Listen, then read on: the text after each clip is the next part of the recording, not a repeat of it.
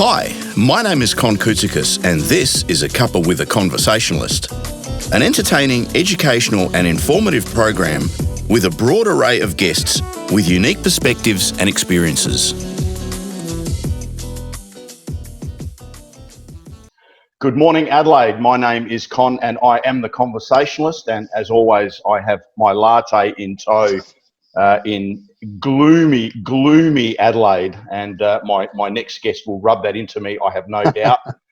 I'm like a kid in a candy shop today, being a really keen footy follower.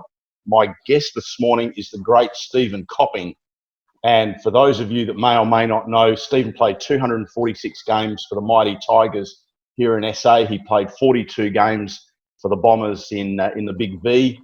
He's a two-time premiership player with Glenelg. He's a VFL grand finalist for the Bombers against Hawthorn.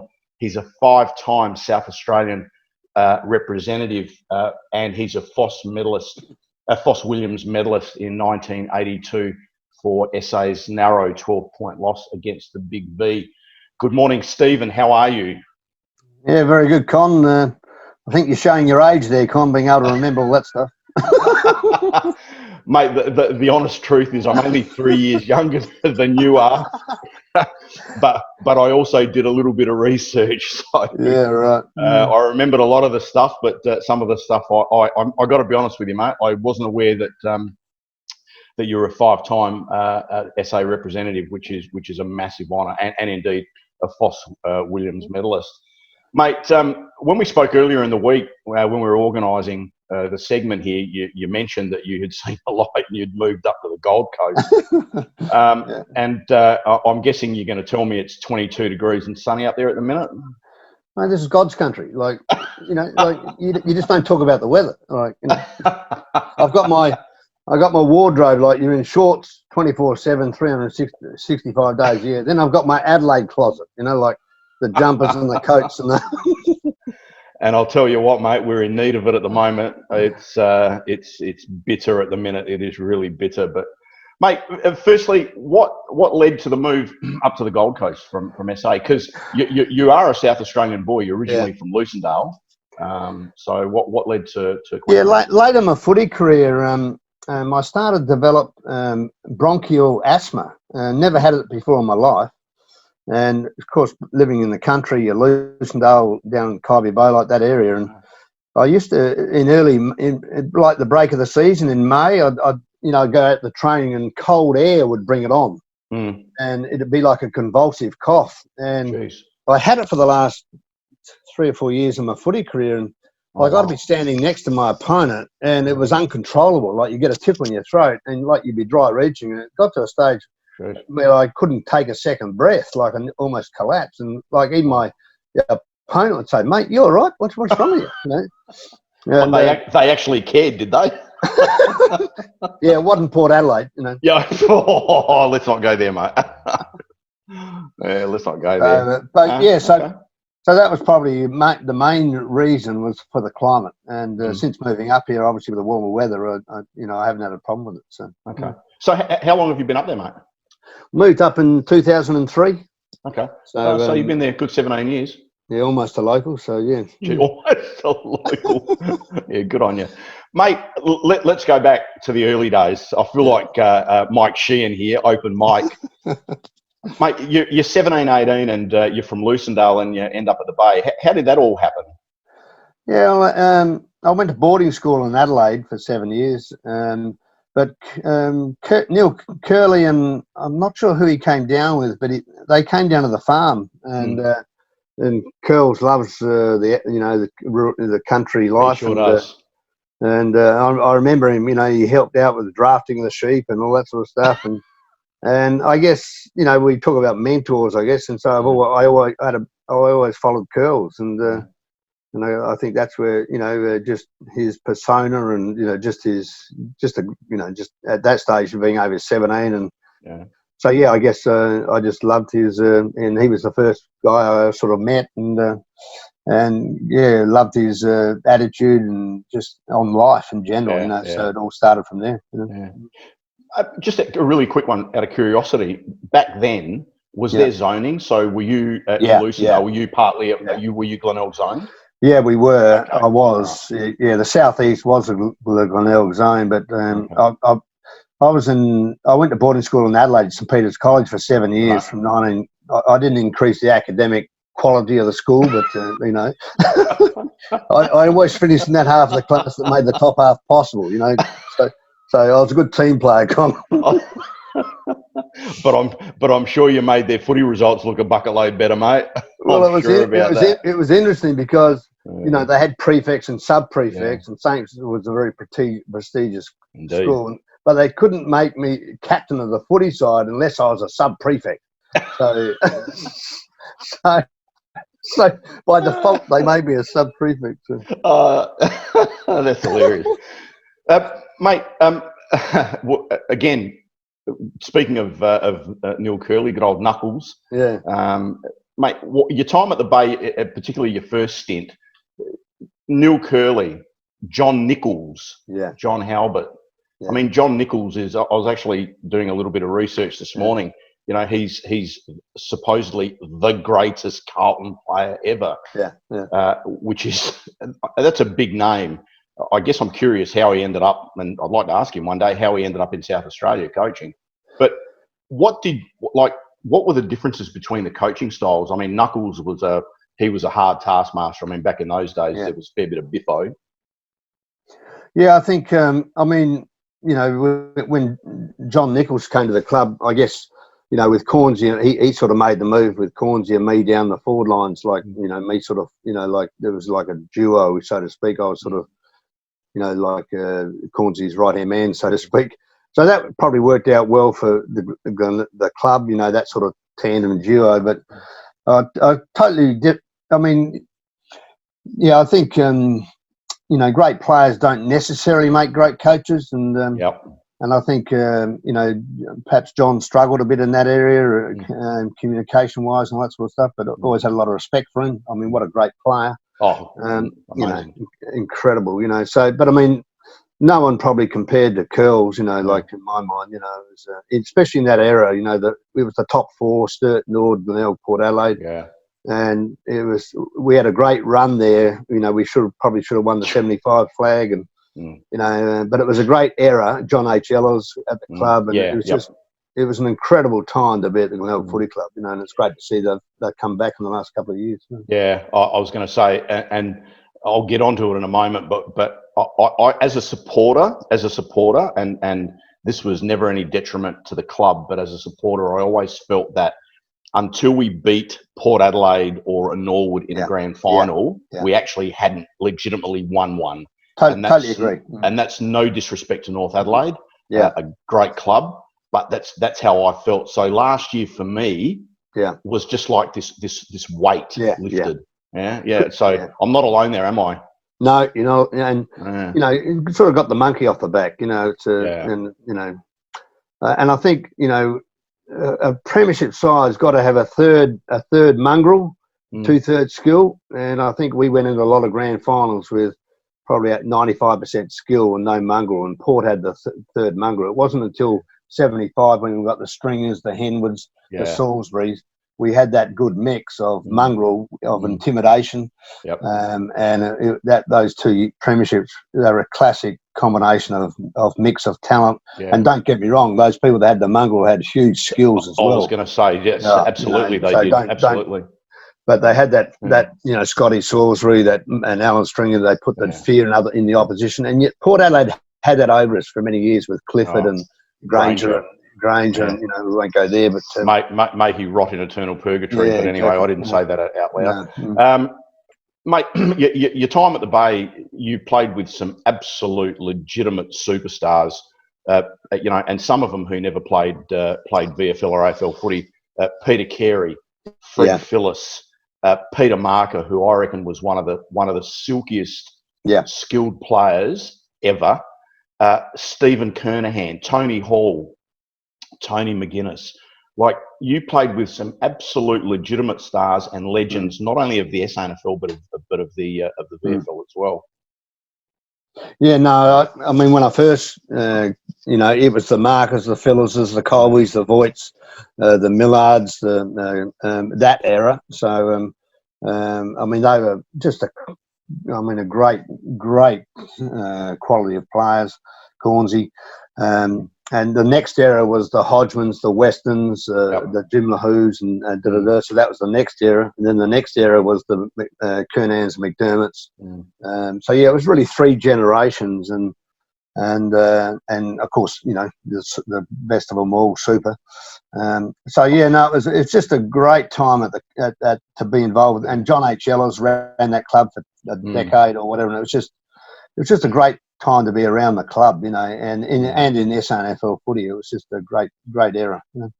I don't want to spend too much time on it because it does bring back a lot of heartbreak, but the Port games, certainly the grand finals, that there's no doubt we were the best team during the year. But from again, I go, and this is quite serious. This isn't as a spectator, as a supporter. I had, and to a lesser extent now, legitimately have a deep-seated disdain for Port Adelaide. Right? Did that come across from the players as well? Like when you fought on the Glenelg Guernsey, did you guys have that intense feeling as well? One of the things Port Adelaide had was arrogance, and you need that to win premierships. But they had they had a culture at Port Adelaide Footy Club where if you went to that club, it was an honour to play for that club. In other words, it was revered to play for the Port Adelaide Football Club, and that takes time to develop. And Port had developed that over many years from when the Fox William days, and they had that over it, I believe, at most other clubs, that culture. And so if you ever got pulled on a Port Adelaide Guernsey, like you're playing for. It's not about you; it's about the club, the culture, and I think Hawthorn have developed that over the years. So that's taken a long time to develop. One thing that we lost the 77 grand final to Port Adelaide by 7 points. What a lot of people don't know is if you watch that replay again, I ran across the goal square chasing the ball. Ivan Eckerman was right behind me. I swung around on my left foot and kicked it over my right shoulder. It went through for a goal, and they called it a point. And you can ask Ivan Eckerman that, because I asked him. He said that, mate, that was a goal. I said, I know. But, I was only a pup in those days. What you could do about it? I'm a great believer in there should be 2 goal umpires, one on either goalpost. The only way they have to go is to the point post. Either side, Either side, but it was a goal. I wasn't aware of that. Wasn't aware of that. Very few people are aware of that. That is, and we lost it by 7 points. So I remember that bit, mate. So you're hunted by Essendon. How did I guess? Firstly, what was the motivation? Was it and I'll please, money can be a taboo it wasn't subject. Money. So, wasn't money. So was it to prove yourself against the best? Well, it was. I'll never forget. It was in like this time of the year, in June of 1982, and I got a call from Noel Judkins, who was the recruiting officer for Essendon at the time, and it was a cold, wintry night, and on the farm, and when you get a call like, hi, it's Noel Judkins from the Essendon Footy Club, my thoughts was, come on, mate, who are we talking to? What's the game? I've been with the Glenelg for 7 years. I'm 24 years of age. Like, hello, come on, And but my father was, he was an entrepreneur in his own right, but he was a brilliant sportsman. He was asked to play Davis Cup tennis when he was, with Lou Hode and these guys. Wow, I didn't know that. Haffey, but he could never leave the farm. He was a brilliant football player too, and I guess I inherited. He captain coached Lucendale for 20 years, but he would have played league footy, but could never leave the farm. So I inherited his genes. So, and to be quite honest, there was only my brother and myself on the farm with Dad, and Dad was he'd been married till he was 42, so he was getting on in life. So and my brother and Dad were the same personality. They clashed. And so I was the go-between between the two, if you like, to try and keep the peace. And I knew that if I went to Melbourne, they'd be left by themselves and all hell would break. Kill each other. And but Dad didn't hesitate. He said, "Go." I never had that opportunity, and so I think one of the things which to get the best out of yourself was my, was the best. And I think going to Melbourne, that I would never have won a Fos Williams medal if I didn't go to Melbourne. Okay. And because I became it, and you're not competing against anyone else. You're just competing against who's looking back in the mirror. Sure. And when I retired, I was happy that I'd got the best out of Steve Copping, the best I could do. And I think going to Essendon, going to Melbourne, Essendon was like a country club as well.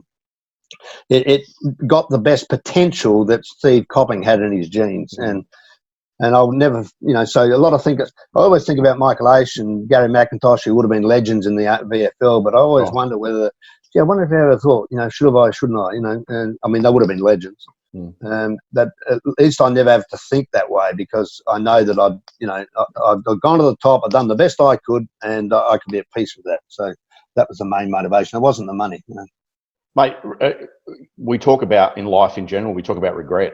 And, I read a book, and I can't remember who it was by, it doesn't really matter, but he talks about the rocking test chair when he's in his rocking chair in his 90s, wondering, I wish I had done that, or I wish I had done this. Yeah. And again, from your perspective, you never have to wonder about that. No. Like on your tombstone, no regrets. No regrets. Yeah, mate, that's fantastic. Yeah. When you went to Victoria, what was the most noticeable difference? Was it the training? Was it the what was it? The most noticeable difference, Con, was I had to train. All right.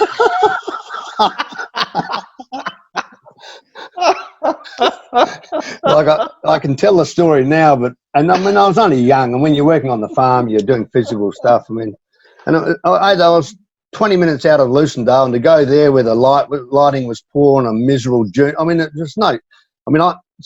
just flew to Adelaide for 10 weeks in a row. I never trained, just played. Played Saturdays, you couldn't, obviously. So yeah, training was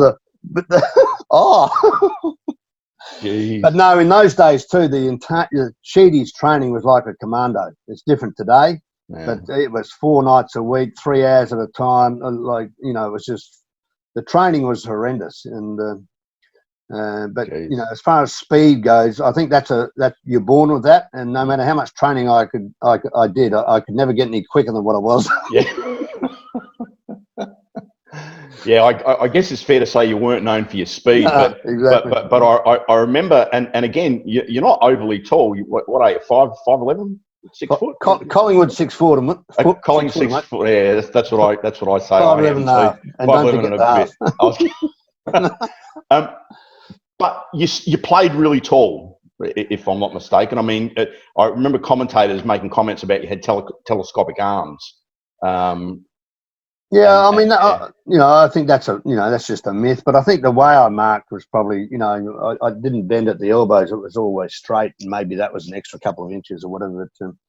But I would soon have a 2 or 3 inches in height rather than longer arms. But that wasn't to be. But no. So I guess I was lucky. That was an asset that I had. I was born with, I guess, sticky fingers or whatever. So And. Well, mate, we spoke about Sheedy and what a legend he's certainly been in the game. Did you, when you left Glenelg to go to Essendon, was it always your intention that you would come back to finish your career with Glenelg, or was that kind of accidental, or how did that come about? It was never a thought. It was just living in the moment. Okay, let's go to Essendon and just see what happens. But. What happened was in 1982, 1983, 1984. I mean, if you look at the half forward line of the Essendon Footy Club at that time, it was Van der Haar, Danaher, Watson, Copping. That's like Ferrari, Audi, BMW, Datsun. You're being a bit harsh on yourself. I get there's maybe a bit of difference, but you're probably a tad harsh. But So I struggled to get into the 84 side and 82, 83, 84 side, and then things weren't going well on the farm, and so it was what I do here. So I made the decision to come back in mid 84, because and of course when Paul Salmon arrived on the scene. and of course, average player. And as soon as I left, so when we used to have Roger Merritt I was at full forward and Roger Merritt was in the pocket, so it was like Cornsey and me in the Glenelg days. But when Paul Salmon arrived, they didn't need me; they just stuck Paul down there, right? And so they didn't need me there then. But it's interesting. The week after I left, Paul did his knee. Jeez. But no, it was a great time, and people say, "Well, how do you feel coming back mid-year?" Not a problem, Like I said, I'd done the best I could, and I was happy to come back to Glenelg, and then we finished off with a couple of great years at the Bay. So and got the monkey off the back down the Bay. You certainly ended up with a couple of cracking years with 2 premierships. Yeah, and it was it's like Hawthorn those 3 years when we just had the right mix and it all came together. It's I think and that happens over time. Recruiting the right people. Yeah, it's a process, but and Glenelg got it right in those 2 years. But Campbell, I guess it all started with him. I think. The development of that side started with Campbell, and then Cornsey finished it off. Mate. I guess the other thing, do you, out of curiosity, do you still follow the game? Are you actively not an active participant in terms of whether coaching, but do you follow the game? Do you watch the games? Well, to be quite honest, Connor, I'm just disillusioned with it all. I don't enjoy watching. It's just It's like 36 seagulls chasing a chip. It's like under 10s. I don't know why they use the full oval. Why don't they just use half and put the mini league on the other half, because they only use half the oval. I went along to a Gold Coast Essendon game up here, and going back a couple of years, and 36 players in one quarter of the game. Like, I left the quarter. Time was just boring. When was the last time someone kicked 100 goals? We used to go along. We used to go along and watch, Jakovic and Carey and Southby and Lockett, and and to me it's run. And you kick a goal these days, you got to run off to get a rest. Like, why would you kick a goal? Right? Let's just kick points so I can stay on. I went to a Gold Coast match up here, and they were getting beaten. This going back a few years, and they were getting beaten by 15 goals, and then. This is in the last quarter, and then 4 run off and 4 run on. And I mean, what the hell's going on? To me, it's just run. I think it's run by the medicos today, and it's all about science. And I think it's lost its appeal, and I think they ought to bring back in zoning. So many players in the forward half, and bring back the full forward and full back. We go to see that. But I'm old school. If people enjoy, just kicking back to go forward, and it's just, to be quite honest. Often I turn it off and watch the rugby. It's not a great spectacle. No. And my son plays amateur league here, and I legitimately enjoy watching amateur league games more sometimes than league footy. I won't say league AFL. And he actually had the commentators are all, it's a crap spectacle, but they don't seem to do anything about it. I mean, they've really created this monster. So what are your thoughts about, Jonathan had a pretty good idea, I thought, was instead of 18 blokes on the field, make it either 17 or 16 and have less interchange. So it just automatically opens up the game. Yeah, I mean, certainly the old days, interchange for you were the actual 19th and 20th most skilled players in the side. Yep. And I agree. Like, get it back. Well, once again, who am I to say? I'm just old school. I mean, the challenge of a full forward and full back and 1-on-1, and there's no 1-on-1 today. No one's got any positions. It's just it's well, I just like I said, I think they've got to bring in zoning. Think of the spectator. I just don't. At the end of the day, mate, the spectator's the one that pays the money, that pays the bills. Yeah. But until the coronavirus, they probably had record crowds. So who are we to say? I mean, people just love the sport, but certainly, I'm not a favourite of the modern game. And I think from what I see and my perspective is that there's more emphasis on aerobic capacity to be able to cover the ground, to go backwards, forwards, than some of the legitimate skills like goal kicking. Well, I wouldn't get a game today. No, you wouldn't. No, in fairness, you wouldn't. Yeah, period. But you know, how do you win games? You win games by kicking goals. Yeah. And you know, looking at your stats, you kicked 1.9 goals, so basically just under 2 goals for your entire career. Yeah. Mate, a bloke kicking 2 goals a game nowadays, he'd probably be on $500,000 a year. Like, seriously, you know, these blokes, and again, Jonathan, if you're watching this, I'm not bagging you specifically, but, you know, there's guys that are highly skilled and can hit a 20-cent piece from 40 metres in the open field, but you put 2 white sticks in front of them. I know. And they absolutely go to water. Yeah, no, it's incredible. Yeah. Like, what get the great Gary Ablett missed one from 15 yards here, you know, the other day. I couldn't believe, you know, but that's, at least he's human. Yeah. Well, yeah, true. What would you say to these guys? Like, one of the things I think missing. Right. So I think it's the basics. I mean, you know, this idea of kicking around corners and all that sort of stuff, probably the most perfect goal kicking, if you look, the word I'm looking for is technique, is the North Melbourne full forward Brown. Even though he's got a run up of 30 metres, but he runs in a straight line. And he's, you know, if you look at, it's amazing when the camera's behind a lot of these players, and then he's shooting for goal, and it goes over to the points. But then if you're right behind him, you can see that's where he ran. He's run. Yeah. You know, a different sure when you're on the run and you've got to kick round corner. But for a set shot, Jonathan Brown from North Melbourne, I forget his first name. Yeah, but if he runs in a straight line and his leg goes in a straight line. And to me, it's all about technique. And I often wonder, why doesn't someone take this guy aside and show him how to kick straight? You know, and it's all on the follow through. If you get a straight leg, it should go straight. It's straight. If you drop it straight. If you drop it straight. It was interesting. This is some time ago now. The guy from Carlton who can't kick for peanuts, but he's a big fella. I can't remember his name now. And anyway, Cashbolt? Yeah, Levi Casbolt, right? Yeah. He can't kick for peanuts. Yeah. And they actually employed, I think it was Sav Rocker as his coach to kick, and his improvement went up something like about 45%.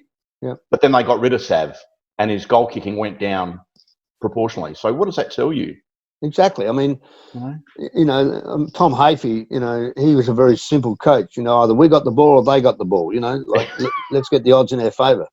You know, and sometimes it's, you know, I look at some of the way that these guys do set shots, and they, you know, set shots. I'm not talking about when you're running, but their run up is just, no wonder they're not kicking goals, you know. But I'm thinking, who's taking the time to teach these guys the basics, you know? But, you know.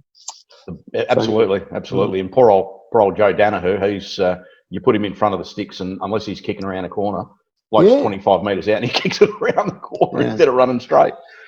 Anyway, we could go on about this forever, mate.